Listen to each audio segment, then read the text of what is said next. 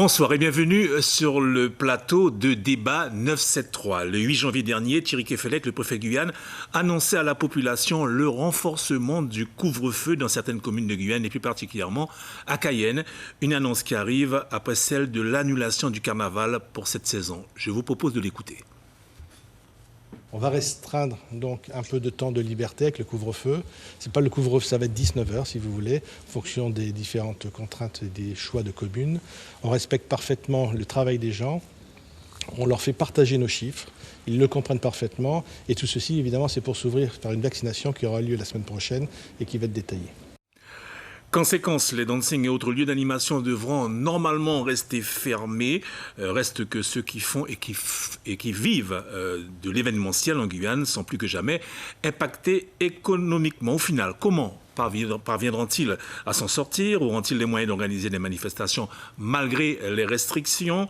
Après le Covid, quel avenir pour les acteurs de l'événementiel en Guyane? Autant de questions auxquelles nos invités de ce soir auront donc à répondre. Et pour nous en parler, ce soir sur le plateau de débat 973, Jean-Noël Reiss, vous êtes chef d'entreprise dans l'événementiel. Bonsoir, monsieur Reiss. Bonsoir, Thierry. Voilà, donc vous n'êtes pas spécialement organisateur de manifestations durant le carnaval, mais vous êtes dans le monde du spectacle et vous animez et vous organisez aussi des salons. On en parlera d'ici quelques instants. Juste à côté de vous, non plutôt à gauche, Philippe Alcide Diclozel, qui est bien connu dans le milieu du carnaval. Vous avez été président des festivals de carnaval il y a une vingtaine d'années et vous êtes surtout le gérant des dancing chez Nana et du Grand Palace. Exact. Et vous êtes principalement impacté par cette crise sanitaire, car cette année, il n'y aura pas de dancing ouvert à l'occasion donc de cette période de carnaval. Et juste à vos côtés, monsieur Christian Faubert,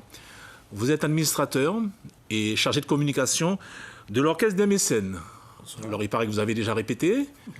Vous deviez normalement jouer, mais vous allez nous dire pourquoi vous n'allez pas jouer. Est-ce qu'effectivement, certains de vos musiciens pourront jouer individuellement? Voilà, on en saura un peu plus tout au long de cette émission. Alors, messieurs, pour vous, est-ce que le couvre-feu, on vient d'entendre Thierry Kefelec en parler, tel qu'il est appliqué, se justifie?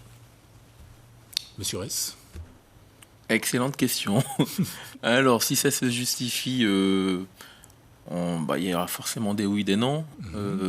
En ce qui nous concerne ici présent, on aura tendance à dire non.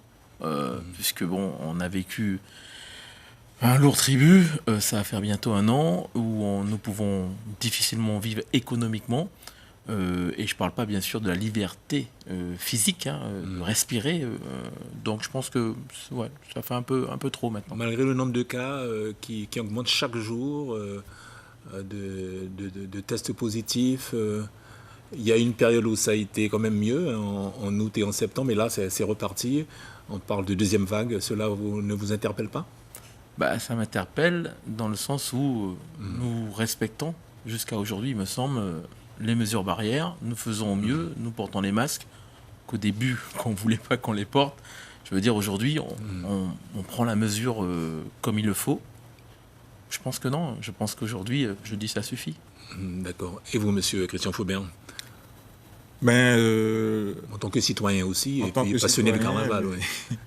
La crise sanitaire, elle est là. Il faut vivre avec. Et si on doit vivre avec, on doit faire beaucoup de choses avec. Et c'est vrai que ça impacte, cet arrêté impacte beaucoup de choses. Et je pense qu'on aurait pu...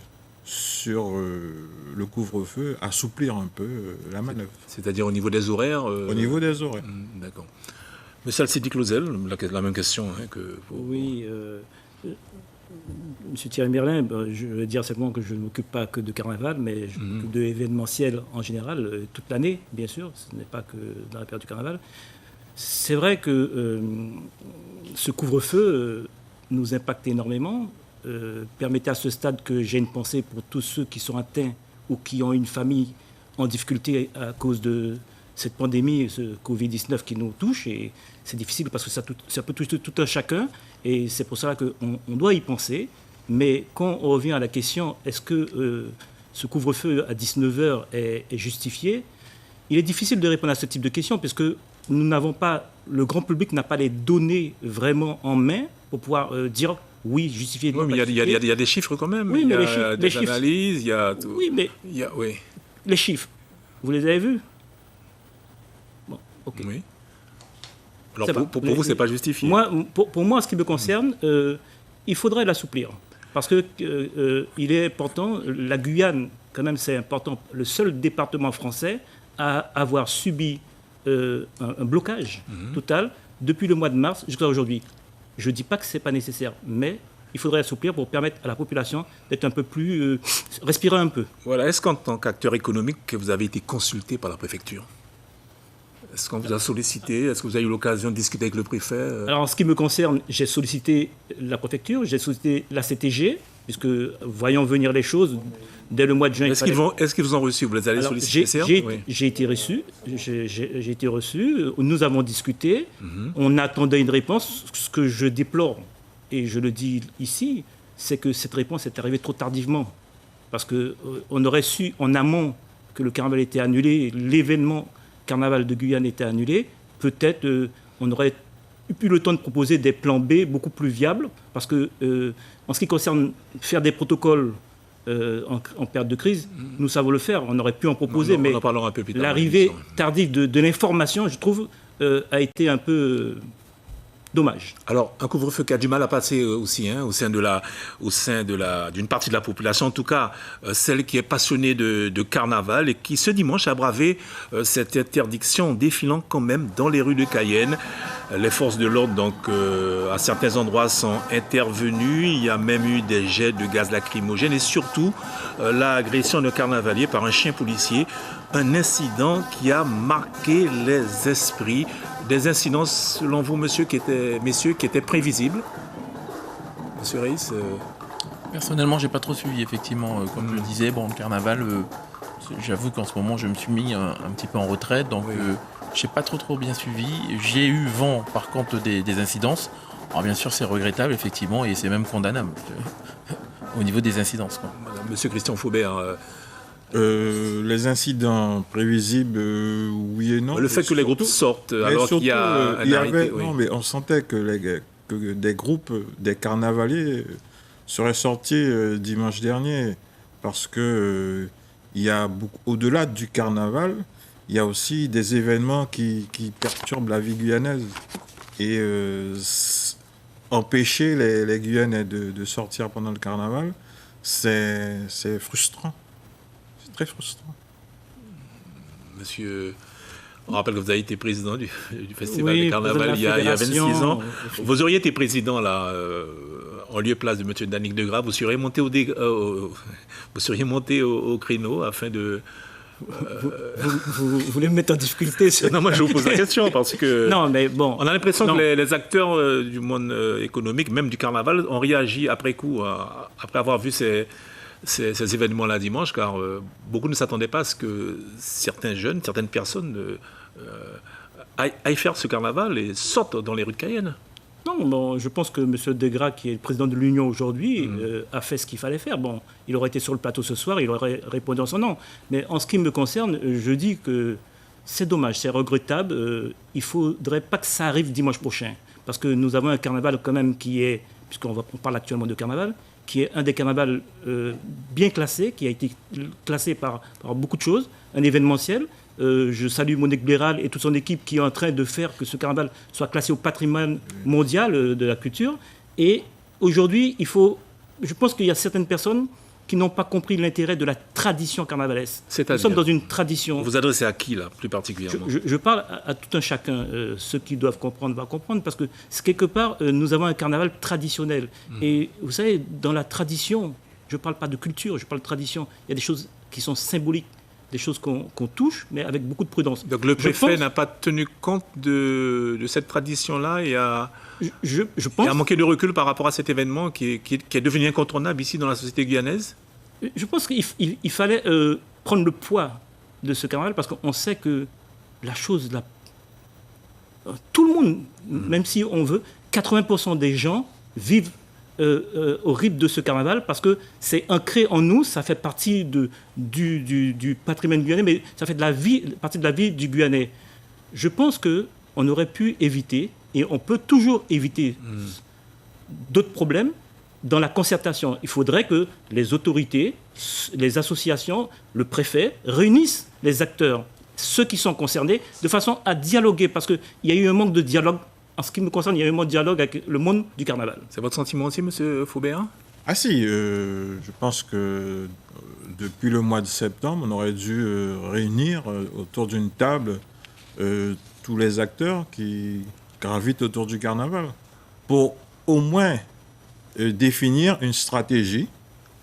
Une première stratégie, le carnaval se fait normalement. Et une Sauf qu'au mois de septembre, il n'y avait pas encore eu le couvre-feu. Non, mais d'accord, mais une deuxième stratégie qui permettait d'avoir un plan B parce qu'il y a le couvre-feu, parce qu'il n'est pas possible de regrouper 1000, 2000 personnes dans une salle pour les bals du samedi soir, mais trouver d'autres palliatifs pour permettre que le carnaval puisse vivre et se dérouler en toute sécurité. Sauf que sur les réseaux sociaux, il y a un appel à encore sortir dimanche après-midi. Des groupes s'organisent déjà. Vous craignez pour les cavalcades marronnes, hein, on va prendre ce nom-là de dimanche prochain. Est-ce qu'il ne faudrait pas actuellement là que les autorités, les élus, les responsables d'associations se regroupent et essaient de trouver un consensus comme c'est le cas aux Antilles, hein. On sait qu'à Fort-de-France et à Rivière-Pilote en Martinique, les défilés se feront dans des stades fermés. Est-ce qu'il n'y a pas cette possibilité aussi d'organiser ça à Cayenne et aussi dans les autres communes de Guyane? Vous savez, nous sommes en France. Le préfet a pris son arrêté. Aujourd'hui, je pense que les autorités doivent organiser des tables rondes avec les acteurs du carnaval. Non, mais il ne reste pas beaucoup de temps par rapport au week-end. Bon, on peut faire qu'on veut faire. Hein. Qu'on veut faire, on peut. On peut demain réunir tout le monde.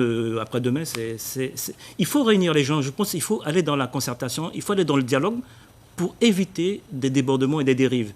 C'est important, les gens ont besoin de dialoguer et savoir... Peut-être qu'il n'y aura pas de plan B, ni de plan C, mais au moins, on aurait dialogué. On dialogue avec ces gens-là. Monsieur Faubert... Quand on regarde ce qui s'est passé dimanche, oui. On sent déjà la montée en puissance, je vais dire, de la désobéissance civique. Et je pense que dimanche prochain, ce sera peut-être le cas. Ce qu'on ne souhaite pas, puisque il faut quand même que tout le monde puisse avoir dans l'esprit la responsabilité personnelle pour ne pas entacher le carnaval. Parce que ce qui se passe aujourd'hui avec interdiction, faisons attention que demain, même si la crise tendait à disparaître, que demain, je veux dire en 2022, qu'on puisse retrouver le carnaval que nous connaissons. D'accord. Donc, il y a des possibilités encore pour dimanche prochain. Les autorités sont à l'écoute. Hein, il faut qu'il y ait une concertation que les responsables d'associations, les organisateurs, entre les comités, pour voir comment, dans une sécurité, comment peut-on faire défiler le dimanche après-midi des groupes de manière à permettre à tous de souffler et de respirer le carnaval. Alors, vous êtes tous ici là impactés par l'annulation du carnaval. Bon, vous, un peu moins, monsieur Eurès, mais avec surtout la mise en place du couvre-feu, avec au bout la fermeture des dancing et autres discothèques et l'annulation des événementiels musicaux et culturels. Alors, messieurs, au jour d'aujourd'hui, quel est votre état d'esprit, hein? Car, monsieur Eurès, vous avez pu organiser le Salon de l'Habitat cette année, mais vous n'avez pas pu faire venir Kev Adams, voilà, un humoriste français qui devait arriver et qui était attendu. Vous avez programmé aussi un rendez-vous avec Master KG, ouais. Jérusalem, très prochainement, au mois de mars. On ne sait pas si ça va avoir lieu. Alors, quel est votre état d'esprit là? Mon état d'esprit, il est plutôt sur je fais une petite parenthèse rapidement par rapport au carnaval pour quand même soutenir mes confrères, surtout sur le carnaval, parce que sur la Guyane, on savait très bien qu'il y aurait eu crise sur le carnaval. On sait très bien que le Guyanais vit son carnaval et on est tous fiers d'un carnaval qui va de 1 mois vers 3 mois. On est tous fiers de le véhiculer dans le monde entier. Donc c'est une référence. Je pense que là, on a vu un certain amateurisme de certaines personnes au-dessus de nous, où on découvre qu'on va subir des crises, où on va subir des violences. Je veux dire, ça s'anticipe. Je veux dire, à un moment donné, quand on prend la mesure des choses, quand on accepte certains postes, on fait son job à plein temps. Donc, moi, j'ai tendance à dire, dans mon métier... Et là, vous stigmatisez qui? La préfecture ou les organisateurs? Je sais pas, ça va dans le jardin, dans ceux qui veulent entendre. Oui. Moi, en tout cas, j'ai des employés. Il s'agit d'un arrêté préfectoral, en l'occurrence. Monsieur Merlin, moi, j'ai des employés. Oui. Et je leur dis que la meilleure improvisation, c'est quand elle est préparée. C'est ça, le professionnalisme. Bon, voilà. Donc, ceux qui veulent comprendre, le comprendront. Donc, ça, c'était pour la petite virgule en termes de carnaval. Et donc, pour ma part, effectivement, sur l'événementiel, le carnaval, je suis aussi touché, puisque Monsieur Alcide pourra vous le dire, on fournit aussi de la billetterie, on fait pas mal de services, en fait, qui sont liés au carnaval. Et donc, forcément, économiquement, effectivement, je suis impacté.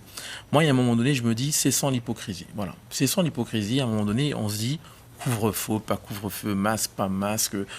Moi, j'ai l'impression... Mais quand vous dites que vous êtes impacté à hauteur de combien? C'est-à-dire, votre chiffre d'affaires est réduit de moitié? J'ai pas trop d'idées aujourd'hui. J'ai des entreprises, donc j'ai plusieurs entreprises. Je suis des entreprises dans la communication, dans l'événementiel. Et j'ai eu quand même, pendant toute l'année, 3 entreprises complètement à l'arrêt. D'accord, mais vous avez eu des aides de l'État aussi, non? Ouais, j'ai eu une aide au départ de 1 500 €. Ça a été rattrapé, là, dernièrement... 1 500 €. Voilà. Quand on fait un chiffre d'affaires d'environ 500 000, 600 000 € par an, quand on nous donne 1 500 €, effectivement, j'avais envie de répondre par accusé-réception. Mais bon, ça me coûtait plus cher finalement. Je me suis dit, avec les 1 500 €, ça valait pas le coup, puisque on vit avec quoi? Avec 1 500 €, ça va être compliqué, surtout qu'on est totalement à l'arrêt. Alors, monsieur Alcide Diclozel, vous êtes le gérant de Nana et du Grand Palace. 6 ans pour Nana, 3 ans pour le Grand Palace. Je suppose que c'est un manque à gagner pour vous, cette annulation 2021 du carnaval. C'est comme tous les organisateurs. Bon, en tant qu'entrepreneur, on sait qu'on gagne, on perd. C'est comme ça dans les affaires. Mais comme tout entrepreneur en Guyane depuis le mois de mars, de spectacle, c'est vrai que nous sommes impactés. Nous sommes impactés. Bon, à présent, je ne vais pas venir pleurer sur les ondes des difficultés. On le connaît. À présent, on dit que le Covid-19, nous allons vivre avec. Il n'y a pas de secret. On va vivre avec aujourd'hui, demain, après-demain. Il faut que l'État puisse nous donner la possibilité de nous organiser avec des protocoles d'accord, des protocoles pour qu'on fasse face à cette crise sanitaire. Alors le protocole, on en parlera dans quelques instants, mais vous parlez de l'aide de l'État, vous parlez d'une aide financière aussi, de dédommagement. Comment ça se passe dans ces situations? Est-ce que vous êtes considéré comme entreprise ayant subi... Non, mais bon, toutes les entreprises peuvent bénéficier des aides de l'État, puisque j'ai fait la demande aussi. Mais vous savez, malgré l'aide de l'État, il vient de dire, mon collègue, mon confrère, il vient de le dire, l'aide ne compense jamais la perte. Bon, après, nous sommes des chefs d'entreprise, on gère. Il y a un moment, ça passe, et à un moment, ça va casser. Bon, qu'est-ce que vous voulez? C'est comme ça. Alors, il y a des orchestres qui avaient des engagements avec vous. Les Blue Stars, donc, avec les Blue Stars chez Nana. Et les mécènes au Grand Palace. Alors, vous êtes toujours sous contrat avec monsieur Alcide Diclozel. Comment ça se passe? Vous êtes engagé par un nombre d'années, je crois que c'est 9 ans, renégociable chaque 3 ans, mais vous rigolez en même temps là. Non, mais dans c'est pas l'objet du débat de ce soir. Oui, j'espère. Je pose la question à M. Faubert et peut-être vous allez répondre. Oui, mais... Comment ça se passe dans ces conditions-là? Mais la crise sanitaire étant là, on fait avec. C'est-à-dire, quand vous dites vous faites avec, vous n'aurez pas de cachet. On n'aura pas de cachet durant ce carnaval. D'accord. Enfin, on espère qu'on aura quand même un petit cachet sur des prestations qui vont peut-être se faire de manière contrôlée. On l'espère, c'est ce qu'on souhaite. Mais sur nos prestations au Grand Palace, il n'y aura pas de cachet. D'accord. Ce sera une perte assez conséquente pour le groupe. Je rappelle que les mécènes, c'est pas seulement un orchestre, c'est aussi... on est géré comme une entreprise. Et ça impacte la vie de l'entreprise, puisque nous avons des charges à honorer. Et vous êtes surtout sollicité pendant la période du carnaval, il faut le préciser. Non, nous ne sommes pas sollicités que pendant la période du carnaval. Au-delà du carnaval, l'orchestre, que ce soit FBI ou les mécènes, ont des prestations. Mais la plus grosse partie des revenus, pas seulement pour les mécènes, mais pour pas mal d'orchestres de Guyane, c'est la période du carnaval. D'accord. Alors là, Monsieur Alcide Clausel, donc vous avez entendu Monsieur Christian Faubert dire il n'aura pas de cachet par rapport au Covid et par rapport au fait qu'ils n'ont pas joué. Cela rend caduc direct de fait le contrat qui vous lie à l'orchestre. Non, mais ce que je veux dire, alors là, nous ne sommes pas en train de traiter le problème d'ADC événementiel. Bon, Oui. C'est vrai que ce qu'il faut savoir, M. Thierry Merlin, le monde du spectacle est impacté. Dans sa globalité, le monde du spectacle est impacté. Aujourd'hui, nous sommes à l'arrêt, la profession en souffre, il y a du chômage, il y a des familles qui sont en difficulté parce que ce sont des revenus où les gens gagnent leur vie. Il y a des gens qui gagnent leur vie à travers le spectacle toute l'année parce que c'est un événement, je viens de raconter.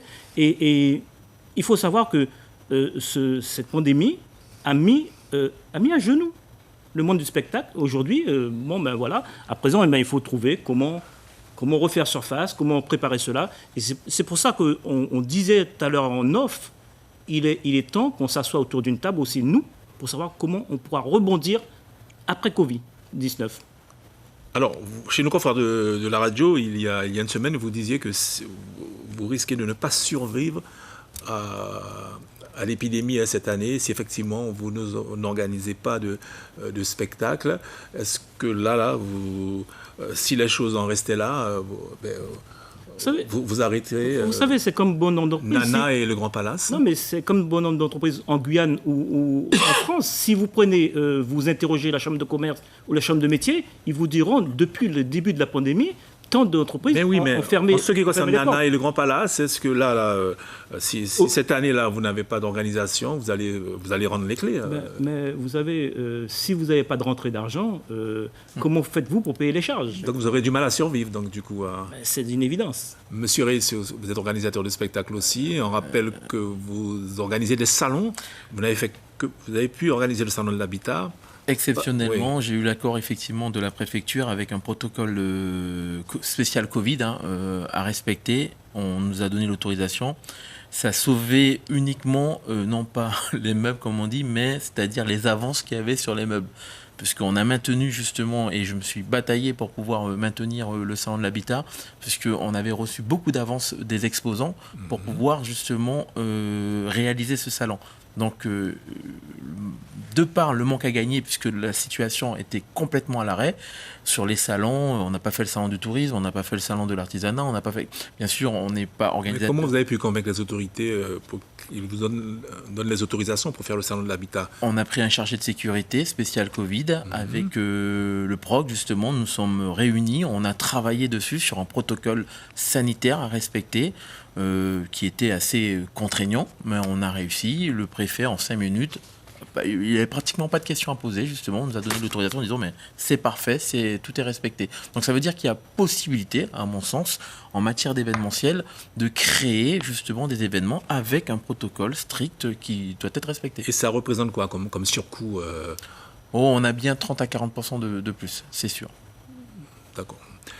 Alors, concernant donc les orchestres, je vous propose d'écouter Yves Nugent et Victor Clette, des Blue Stars, nous préciser qu'ils pourraient évoluer hors de Guyane pendant le carnaval. Une interview réalisée, on le rappelle, au mois de décembre dernier. Donc c'était avant l'annonce du couvre-feu. Je vous propose de les écouter. Il y a tout ce dont on parle, les soirées sauvages, dont je n'adhère pas. Et puis il y a tout ce qui pourrait être officiel qui occasionnerait l'intervention des Blue Stars. Ça, on a quelques propositions en attente. On verra bien. Si. Effectivement, j'ai été contacté pour quelques prestations sur la métropole déjà et sur les Antilles. Malgré le confinement ? Ben, ça dépend, on verra. C'est comment on dit chez nous, suivant vent et la joue pour le pencher. Donc si ça se calme, ça sera bien, mais si ça ne se calme pas, on restera chez nous, confinés, tranquillement. Et puis il y aura les retransmissions des soirées de Blue Star, donc il y aura autre chose encore. Et on a été contacté notamment par quelqu'un pour une grande diffusion sur Facebook, une retransmission live, quoi. Voilà, des retransmissions donc, sur Facebook Live. Alors, concernant les mécènes, est-ce qu'il est prévu des prestations à l'extérieur, des Facebook Live, comme vient de nous Non, il y aura des nous dire. prestations sur Facebook. C'est prévu pour l'orchestre et la mécène. Des prestations à l'extérieur, on en a parlé, mais nous sommes toujours sous le coup de la pandémie. Il y a que ce soit aux Antilles ou en France hexagonale, si on ne peut pas se déplacer, s'il y a le couvre-feu, ce sont des prestations qui ne vont pas se faire. Est-ce que vous avez eu contact avec des carnavaliers, en tout cas des musiciens, pour la période du carnaval, pour que vous puissiez organiser des mini-regroupements à des horaires qui correspondent effectivement à la période qui n'est pas le couvre-feu, hein? Enfin, en ce qui me concerne, je n'ai pas envisagé ce type de manifestation. Personnellement, moi, j'avais effectivement préparé un projet, quelque chose bien ficelé justement pour pouvoir aller dans le sens de la loi, hein, et respecter les choses. Après ce qui s'est passé, j'avoue, dimanche, j'ai eu une réunion ce matin justement avec mon équipe pour tout annuler parce que je me suis dit que bon, il n'y avait pas d'intérêt d'attiser un petit peu les choses, fallait peut-être rester au calme. Parce que le projet qu'effectivement je mettais en place avec mes équipes... C'était quel projet, ça? Oh, faut pas trop en parler. Faut pas trop en parler parce que ça va attirer un peu les autres personnes peut-être à le faire. Qu'on prenne votre projet? Non, même pas. Mais c'est parce que c'est quelque chose qui peut contourner justement les réglementations et qui peut être justement légal et qui peut justement mettre à défaut le préfet, justement. Donc je préfère éviter de tendre comme ça la possibilité à tout un chacun de pouvoir le faire et montrer qu'en Guyane, bizarrement, il y a une autre manière pour faire le carnaval et avec des regroupements.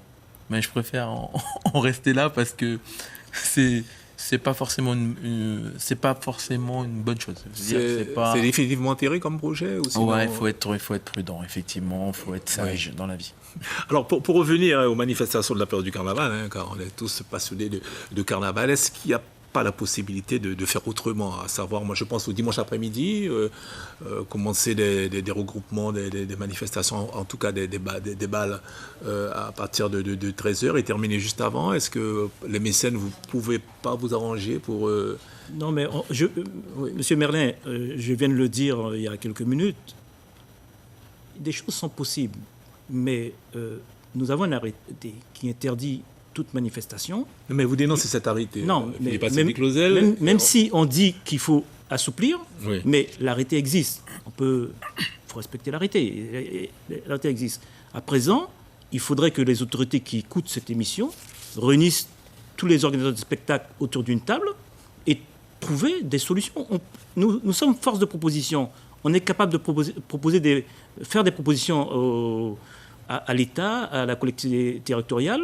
Il faut nous réunir, puisque nous n'avons pas la possibilité de les réunir, c'est à eux de nous réunir. Vous voulez vous réunir, mais est-ce que vous êtes déjà syndiqués? Est-ce que vous êtes ensemble? Est-ce qu'il existe, par exemple, un syndicat des organisateurs de spectacles? Il n'y a pas de syndicat, mais nous sommes connus sur la place. Nous ne sommes pas très nombreux, oui, et nous sommes connus. Il vient de dire qu'il a un projet. Les Ladies, que je vais citer, avaient un projet de faire vivre l'événement avec toutes les sécurités autour, dans tous les restaurants, mais... L'abaissement du couvre-feu a empêché ceci. Il y a des possibilités, mais il faudrait qu'on se mette en accord. Les restaurateurs, par exemple, eux, ils ont monté un collectif et ils ont fait des propositions. Ils sont allés voir le préfet, ils se sont déplacés. Oui, mais bon, parce qu'il y a eu un assouplissement, il y a eu vraiment une montée en puissance au niveau national concernant la restauration. Mais localement, le carnaval est quelque chose de très local. Il faudrait que, rapidement, on fait appel à ceux qui nous entendent. On est prêt à se réunir pour faire des propositions parce que je pense qu'il y a une possibilité. Alors, M. Jean-Noël Restant, juste avant, en préparant cette émission, vous me disiez que vous aviez engagé à peu près 35 000 euros pour le concert et le spectacle de Kev Adams, qui devait avoir lieu donc, au mois de mars dernier. En avril. En avril dernier. Se présente le problème des assurances. Dans ces situations, dans ces cas exceptionnels de crise sanitaire, est-ce que vous êtes dédommagé? Est-ce qu'il y a des assurances? Je parle aussi pour les orchestres aussi, ainsi que vous. Malheureusement, en tout cas pour ma part, ça fait 22 ans que j'œuvre dans ce secteur. C'est mon métier, l'événementiel, le spectacle. et j'ai toujours été confronté à des refus sur les assurances annulation spectacle. Pour cause Ces de assurances problèmes. existent bien, monsieur Reis. Ah, bien sûr, ça existe en métropole, en France métropolitaine, oui, ça existe. Mais malheureusement, dès qu'on traverse l'Atlantique et qu'on arrive en Guyane, alors en Martinique, Guadeloupe, ça commence à s'améliorer, mais je sais pas, particulièrement la Guyane, je sais pas Et pourquoi. Non, et je confirme ce qu'il vient de dire. J'ai essayé par tous les moyens parce on n'est jamais à l'abri d'un risque, oui. intempérie ou autre chose. Hein. Ça arrive. Mais cette assurance ne fonctionne pas en Guyane. On ne donne pas en Guyane. Quelles sont les explications qu'on vous donne? Pour vous dire même, nous ne trouvons pas d'assureur sur le marché local pour assurer un événement. Exact. On est obligé de s'assurer en métropole. Voilà. Bon, après, on ne va pas chercher à comprendre. L'important, c'est que nous arrivons à nous assurer toute manifestation. Mais, quelque part, il y a des choses qui fonctionnent sur la métropole qui ne fonctionnent pas ici. C'est-à-dire que l'entrepreneur prend un risque à 100% en cas d'annulation ou de problème. Et dans ce cas-là, vous naviguez à vue avec les risques. L'expérience vécue avec Eve Adams, il a fallu négocier des reports jusqu'à une annulation, justement, face à la pandémie. Et des remboursements, prendre des RIB de tout un chacun et rembourser toute la billetterie. Donc ça fait une petite somme de 35 000 €. Et c'est là que ça aurait été bien que vous vous syndiquiez, que vous créiez un collectif pour monter au créneau afin d'avoir ces assurances-là aussi. Ça sert à ça aussi, d'être ensemble. On en parlait en off, avec Philippe, qui est un confrère, effectivement, parce qu'il faut savoir que l'événementiel, c'est un métier qui commence à venir. Vous vous entendez entre vous, là Très très bien, on travaille ensemble. On travaille ensemble, bien sûr. Avec tout le monde avec le milieu, en fait, de l'événementiel commence à se professionnaliser. Voilà ce qu'on peut dire, effectivement, puisque avant, on avait beaucoup de personnes qui faisaient ça en complément de revenus. Avec déjà un boulot, et aujourd'hui petit à petit les personnes s'engagent, ils s'engagent petit à petit, créent des entreprises. D'ailleurs Christian l'a bien dit, avant les structures, même les orchestres fonctionnaient beaucoup avec des structures associatives, et aujourd'hui on les voit, ils sont structurés en entreprise. Donc on comprend maintenant que l'entreprise a une notion de professionnalisme, et ça c'est important, tant mieux, justement on avance. Un temps comme avant on pouvait pas le faire. Aujourd'hui avec Philippe on en discutait justement. C'est le moment. Et quand on voit des manifestations avec beaucoup de jeunes qui rassemblent 300 voire 500 jeunes, on prend l'exemple du carnaval l'an dernier aussi, organisé par des associations, des personnes qui ne sont pas tout le temps déclarées. Qu'est-ce que vous ressentez par rapport à cela? Car ça attire beaucoup de monde et ça rapporte beaucoup d'argent. Alors, au-delà de l'argent, moi, c'est pas vraiment le souci de l'argent, parce que je suis passé par là. Oui, vous êtes quand même chef d'entreprise. Je suis passé par là. Monsieur Merlin, je ne vais pas taper sur des personnes qui me ressemblent. Parce que moi, quand je suis revenu en Guyane après mes études, j'ai commencé effectivement à faire ce qu'on appelle les compléments de revenus, organiser des petites soirées, dormir dans des bennes. Donc, on est passé par là. Après, je me suis structuré. Donc, ce qu'on doit faire, effectivement, l'idée de pouvoir mettre en place ce syndicat, c'est amener justement ces jeunes ou ces personnes qui le font en complément de revenus à éviter un risque majeur. Pourquoi? Parce qu'on oublie qu'on est quand même juridiquement responsable, au-delà de financièrement responsable d'un événement. Et ça, c'est important. Et se structurer en entreprise apporte justement cette solution. Et je pense que au-delà de... Parce qu'on voit le syndicat sur les défenses des intérêts et tout, mais ça améliore aussi beaucoup de choses justement sur la vie de l'entreprise. Oui, effectivement. Et l'idée, on l'a dit, comme tu viens de dire, de créer une fédération pour protéger et même faire des forces de proposition sur ce métier est indispensable. Et ça nous permettra aussi de permettre à ceux qui sont un petit peu balbutiants autour de les mettre dans les rails en disant tiens, tu as plutôt intérêt à te structurer, tu seras mieux reconnu et tu pourras parler différemment. C'est le rôle aussi de la fédération. Alors c'est vrai qu'aujourd'hui, parce que là, on ouvre un volet, aujourd'hui, on interdit aux professionnels d'exercer. Mais tous les autres, de manière informelle, organisent des événements à droite et à gauche. On le voit, non mais M. Merlin. D'où l'intérêt de ma question, mais c'est pour ça que je vous ai posé la question, messieurs. Oui. Alors, c'est paradoxal. Toi, tu es déclaré, tu as une licence, tu fermes, tu respectes l'arrêté, puisque tu es déclaré, tu respectes l'arrêté, tu es quelqu'un de responsable, et puis autour de toi, il y a une centaine de choses informelles qui se réalisent aux yeux de tout le monde, et c'est là que ça crée une petite frustration aux professionnels que nous sommes, parce qu'on se dit, nous, on ne bosse pas, mais autour, ça bosse. Posez la question. Oui. Et j'ai interrogé le secrétaire général de la préfecture en disant, pourrez-vous arrêter ces événements autour? Il m'a dit, nous mettrons les moyens. Oui, et qu'est-ce qu'ils entendent par mettre les moyens? Quand on voit les manifestations que j'ai déroulées dernièrement, il y a une manifestation à Kourou avec 300 j'ai vu dans jeunes. La presse, mais vous savez, il y a tellement d'événements qu'en fin de compte, je me demande... nous, les professionnels, on regarde ça comme ça, mais bon, ceci dit, vous avez bien vu, j'ai fermé les dancing.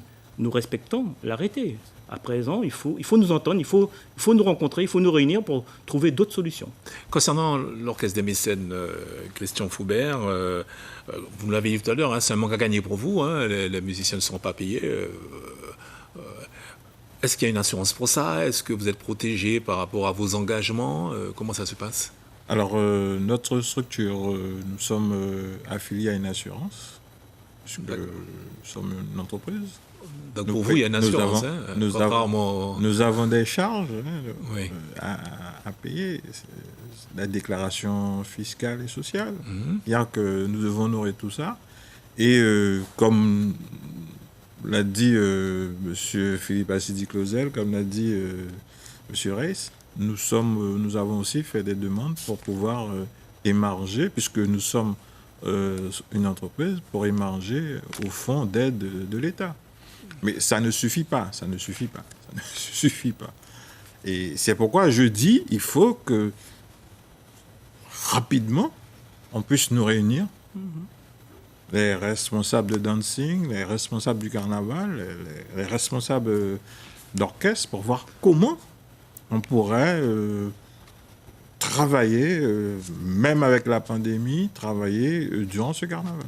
D'accord. Alors, le 14 novembre dernier, 2 manifestations donc, majeures étaient organisées sur Cayenne.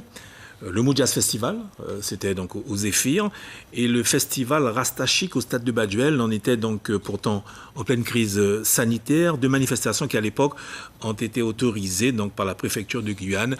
2 festivals test. L'organisateur donc du festival Rastachik a semblé-t-il été cité en exemple en raison du protocole sanitaire qui avait été mis en place. Écoutons à ce sujet Loïc Leissam, l'organisateur de ce festival. Il est devant la caméra de Clotilde de Séraphin et on en parle juste après.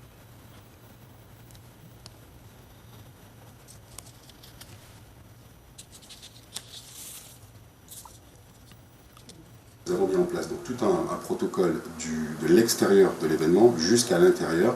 Donc ça partait des tests antigéniques, à un portique de décontamination et de désinfection, à des couloirs de circulation pour éviter des flux, c'est-à-dire que les participants ne se croisent, et ainsi que jusqu'à la méthode, donc au sein même du lieu de rassemblement, où nous avons mis en place une méthode autour de tables et de manches debout, de manière à ce que les personnes puissent venir entre amis et en famille, et ne pas se mélanger malheureusement. Voilà, donc ça a permis justement qu'il n'y ait pas de cluster, en tout cas au regard des chiffres que nous avons relevés de l'ARS 2 semaines après l'événement. Ce protocole a été rédigé, il a été donc envoyé au préfet, comme promis, à la sénatrice de Guyane aussi, parce qu'elle était, qui est venue sur place et qui était très intéressée par ce protocole, pour que justement aujourd'hui, elle puisse le proposer au niveau du Sénat et auprès du gouvernement comme étant un dispositif national. Ce protocole a été écrit en fonction d'un événement que nous avons produit, donc en fonction de notre réalité.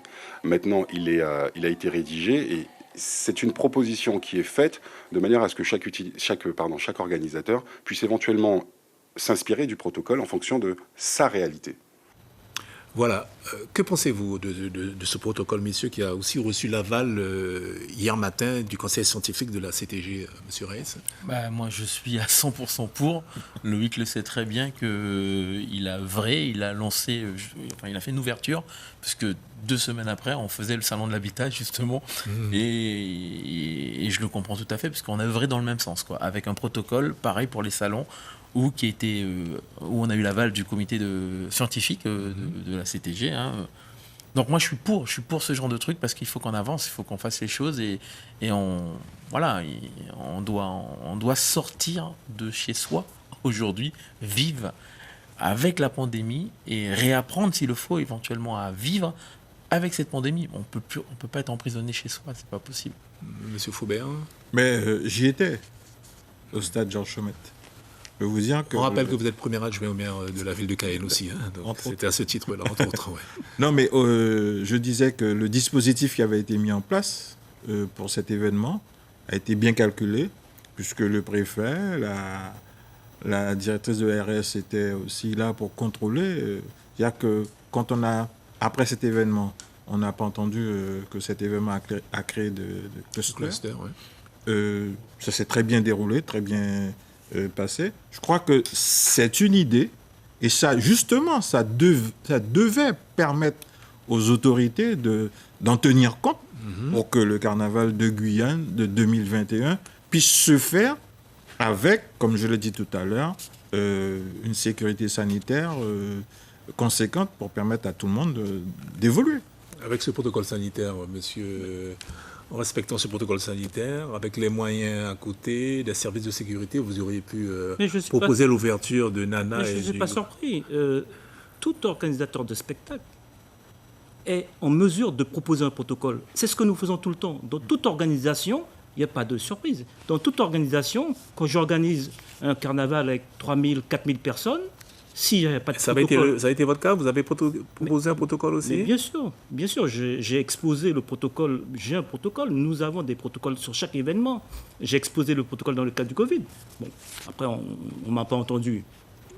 Mais il faut savoir que il a été refusé, il n'a pas été accepté par la préfecture. Ce que je veux vous dire, monsieur Merlin, que tout organisateur de spectacle est en mesure de proposer un protocole dans le cadre de la pandémie que nous avons actuellement, parce que ça fait partie de notre métier. Si on ne sait pas le faire, on a un problème. Comment expliquer que celui que M. Loïc Leissam a été pris en compte, il a été même présenté au ministère de la Culture aussi, le conseil scientifique l'a reçu. Il a des entrées que j'ai pas. Il a été plus dissuasif. Non, il a des entrées que j'ai pas. Excuse-moi. Non, mais parce que, sérieusement, nous avons proposé de protocole. À présent, le nôtre n'a pas été validé ou n'a pas été entendu. Bravo pour lui. Mais un organisateur de spectacle, je le répète encore, est quelqu'un qui est capable de proposer un protocole.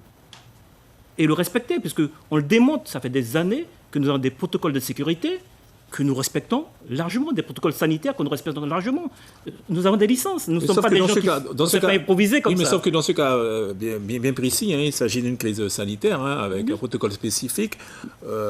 Mais cette année, vos dancing n'ont pas ouvert, donc mais du coup, vous ne pouviez pas le tester. Monsieur Merlin, si un protocole, ce qui se passe dans nos entreprises, on respecte le protocole sanitaire tous les jours. Là, il s'agit d'un lieu qui reçoit du monde quand même, avec des tests, avec des... Mais c'est pareil, on sait le faire. Il n'y a rien de compliqué. Oui. Il y a un événement test qui a été réalisé en Espagne avec un test antigénique à l'entrée, qui donne dans les 15 minutes justement le droit de pouvoir entrer. Pourquoi pas le faire? Ça fait partie justement d'une possibilité où on aurait pu très bien dire aux gens, vous voulez vraiment venir au carnaval? Vous voulez participer au dancing? Ok, test antigénique, 15 minutes après, ok, tu rentres. Moi, je pense qu'aujourd'hui, ce qui aurait pu faire avancer la chose beaucoup plus rapidement que ça, bon, je parle au conditionnel, parce que je n'ai pas l'information définitive, si on pouvait faire le test salivaire, ça aurait été quelque chose de ça aurait été l'idéal. pratique. Oui, parce que ça aurait été dans la minute qui suit, comme vient de dire notre ami, ça aurait été dans la minute qui suit, on peut dire à la personne, ok, vous pouvez rentrer, et le test salivaire va faciliter le renouveau du monde du spectacle et de l'événementiel. Alors, il faut quand même parler de l'avenir, messieurs, et des perspectives, même si on en a un peu parlé durant l'émission. Si la situation n'évoluait pas favorablement, vous avez un peu répondu tout à l'heure, mais je vous repose la question, qu'allez-vous faire pour ma part, j'ai deux sociétés qui est pratiquement, on va dire, la clé est dessus. Il suffit de juste tourner, soit à droite, soit à gauche. Tout va dépendre de où on veut la tourner, mais quoi qu'il en soit, le gouvernement a mis ce qu'on appelle un PGE, et derrière, dans notre secteur d'activité, il a omis de rappeler que mathématiquement, quand on donne un PGE, et qu'on dit un PGE qui est un... Alors, je crois que c'est un prêt... oui, c'est un prêt général. Prêt, je sais pas, État, je sais pas...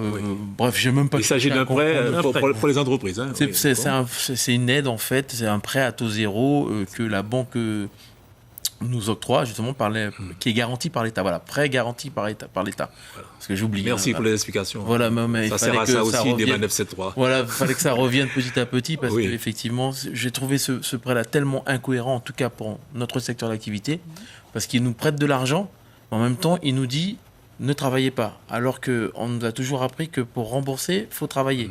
Donc, j'arrivais pas à comprendre en fait le pourquoi du comment. Fallait peut-être pour nous créer ce qu'on appelle une subvention et non pas un PGE, puisqu'il n'y a pas l'intérêt de nous donner de l'argent et nous dire rembourser. Une subvention pour rembourser, pas du coup. Voilà, une subvention d'équilibre, justement, c'est une aide, ce qu'on appelle vraiment une aide par rapport au secteur où on m'oblige de ne pas aller travailler. Parce que moi, on m'oblige de ne pas aller travailler. Pourtant, on veut bien me prêter de l'argent. C'est un peu incohérent, quoi. Et pour vous, monsieur Sélicozel, vous êtes tout dans la même configuration aussi. Il a tout dit. Moi, seulement, je dis que je suis quelqu'un de très positif. Je pense que le Covid-19 va perdurer. Ça ne va pas disparaître demain. Il y aura vaccin ou pas vaccin, je ne sais pas. L'efficacité de ce vaccin ou pas, parce que même ceux qui l'ont fabriqué disent qu'ils ne vont pas le prendre. Alors bon, c'est entre parenthèses. Mais quel que soit, nous sommes obligés d'avancer. Et étant positif, nous allons trouver des solutions. Je suis convaincu que les gens qui ont l'autorité, qui nous écoutent, pensent déjà demain. Qu'allons-nous faire après? Alors, c'est la question que j'allais vous poser, monsieur Sélicozel. C'est très important. Voilà. C'est demain qui m'intéresse. Aujourd'hui, c'est déjà trop tard. Voilà. Alors, est-ce qu'il va falloir faire autrement et changer de modèle économique? Car, si le Covid effectivement disparaît d'ici 6 mois, voire 1 an, il va falloir faire autrement, car un virus peut à n'importe quel moment retourner. Est-ce qu'il ne va pas falloir effectivement changer de modèle économique? Je pense au dancing. Est-ce que l'heure est au regroupement de plus de 1000 personnes dans une salle? Est-ce qu'il ne va pas falloir faire autrement? Même pour les orchestres aussi, jouer pendant 10 heures toute une soirée. Pourquoi faire autrement? Supposons que le Covid disparaît. Oui. Mais malgré tout, il faudra, de toutes les façons, la vie économique a commencé à changer.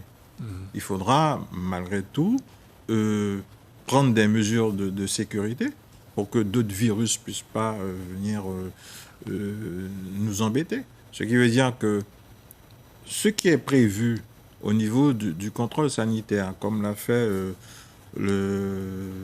l'organisateur pour Rastachi, Monsieur Lessam, oui. il faudra justement que ce type d'organisation, ce type de méthode de sécurité puisse être vulgarisé sur l'ensemble des événements. Et ça va permettre, justement, comme l'a dit M. Alcide, les tests salivaires, il faut que ça soit fait naturellement. Et ça va permettre à tout le monde de se sentir en sécurité et de recommencer à sortir. Ce qui serait bien pour les organisateurs d'événementiels et même pour nous, les orchestres. Alors, on pense aux réseaux sociaux, on pense à Internet, au Facebook Live. Est-ce que c'est pas l'outil maintenant qui va devenir indispensable, les pay-per-view, les payer pour voir, regarder sur Internet. Est-ce qu'il ne va pas falloir consommer différemment la culture? Vous n'allez pas contribuer à tuer le lien social, quand même. Non, pas du tout. Non, mais c'est la question que je pose. Parce qu'il il faut une contrepartie quand même. Non, mais... J'y crois pas. Moi, j'y crois pas. Fondamentalement, j'y crois pas du tout à... Ça peut être complémentaire quand même aussi. Ça peut être complémentaire, mais aujourd'hui, on le fait. On a Netflix, on achète des DVD. Je veux dire, ça existe déjà. Donc, c'est ça qui est plutôt complémentaire. La proximité, on ne peut pas l'enlever. Ce côté social, on ne pourra jamais l'enlever. C'est ce qui fait que, justement, on est des humains et qu'on vit avec l'amour. Et ça, il faut le partager, ça. Donc, ça va être complémentaire. On va toujours regarder des films à la maison. Ça va être toujours le Facebook Live de demain. Mais très franchement, non. On ne pourra jamais, enlever... Je m'imagine très très mal un modèle économique demain où on est tous à la maison devant un écran et puis on vit. Oui, c'est connecter avec les mécènes ou les Blue Stars et puis danser, même si on n'est pas en contact, mais bon. Moi j'aime beaucoup mon épouse, elle est ravissante. D'ailleurs, je lui dis un petit coucou, mais elle est magnifique. Mais seul à la maison tout le temps avec mon épouse, ce serait bien de faire partager. Vous voyez chez vous danser le carnaval? Pourquoi pas, monsieur Faubert? Ben, à défaut de ne rien avoir, pourquoi pas? À défaut de ne rien avoir. Non, en fait, pour être plus sérieux, prochainement, vous ferez un Facebook Live. Et qu'est-ce que vous attendez de ce Facebook Live? C'est partager un moment avec tous ceux qui seront connectés. Et dire que, quand même, malgré la pandémie, nous sommes là, nous travaillons. Mais ça n'a pas le même charme, le même attrait que le bal du samedi soir, au-delà même du bal du samedi soir, les autres manifestations qui sont organisées le jeudi, le vendredi, voire le dimanche. C'est-à-dire que le carnaval guyanais a pris tellement de place dans la société guyanaise que vous vous rendez compte qu'à une époque, le carnaval, c'était le vendredi, enfin le samedi et le dimanche. Oui. Après, nous avons mis le vendredi. On a ajouté le jeudi. Voire toute la semaine. Et aujourd'hui, c'est presque toute la semaine. Oui. Ce que certaines personnes âgées, je prends le cas des personnes qui ont quand même un certain âge avancé, des gens qui ont connu Thibalcon de l'époque, me racontaient, je prends le cas de mon père, me racontait que lui, son carnaval, c'était du lundi, et c'était du mardi au dimanche. Voilà. C'est-à-dire qu'aujourd'hui, le carnaval a pris de l'importance dans notre société et comment faire autrement que ceux qu'on connaît. Alors, monsieur Sidi Clausel, espérez-vous vraiment, avez-vous la foi en une organisation d'un bal Paris masqué là, avant la mi-février, qui est la fin du carnaval, suite à des négociations avec la préfecture est-ce qu'un événement est possible? Est-ce que, Monsieur Merlin, à l'issue de cette émission, vous avez les moyens de contacter les autorités et de proposer ça et de convaincre, surtout? J'ai déjà contacté les autorités. Ils m'ont déjà répondu. Oui. Mais, monsieur Merlin, comme je disais tout à l'heure là, je suis dans l'avenir. Au mois de juillet... Vous pensez déjà à 2022, donc, du coup? Non, cette année, au mois de juillet-août, nous n'avons pas le carnaval, nous avons l'habitude de faire l'ambiance tipaillotte. Ça veut dire, nous permettons à nos gangans, aux gens de certain âge, de pouvoir danser, se rencontrer, échanger, créer le lien social. Nous avons d'autres événements qui se réalisent. Aujourd'hui, il faut se dire, comment allons-nous faire demain? Le Covid-19, il va falloir vivre avec. D'autres pandémies, il faudrait vivre avec. D'autres maladies aussi. Il faudrait aujourd'hui qu'on se dise, de la même manière qu'il y a un plan de grand rassemblement, quand nous faisons un événement, intégrant dans ce plan que nous proposons en préfecture, le protocole concernant le Covid-19 ou d'autres choses, de façon à ce que nous puissions réaliser des opérations en conformité avec la loi. Merci, c'est avec cette phrase encourageante que nous allons donc nous quitter. Merci messieurs d'avoir participé à cette émission en espérant que ce satané Covid-19 soit éradiqué le plus vite possible et pour y parvenir, respectons les gestes barrières afin d'éviter la propagation du virus. Prenez soin de vous. Bonne soirée à vous et à très bientôt.